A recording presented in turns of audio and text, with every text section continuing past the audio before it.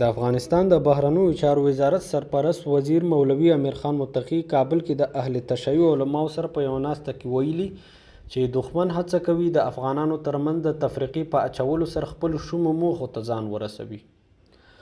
نوموړي زیاته کړې چې د هېواد په 34 ولایتونو کې دښمن په دې نه ده توانېدلی چې لږ تر لږه یو کوچنی پوسته هم ترلاسه کړي.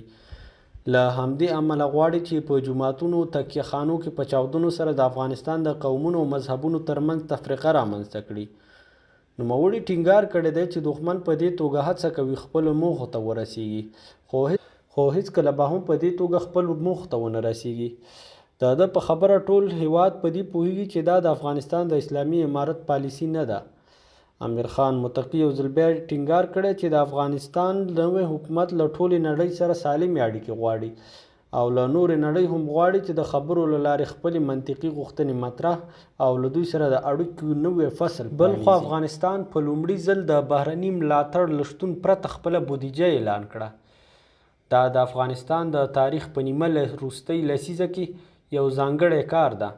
د مالیې وزارت نن د وزیرانو شورا تر تصویب او د ملا هیبت الله اخندزاده تر تاییدۍ وروسته د 1401 مالي کال ملي بودیجه چمتو او اعلان کړه.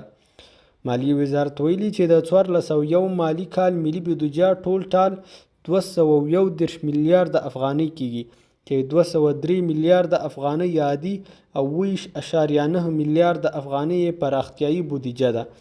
د دغه وزارت په خبره د روان مالي کال ملي بودیجه په بشپړ ډول له خپلو کورنیو عوایدو څخه ترتیب شوې ده او بهرنی مالي ملاتړ نه لري.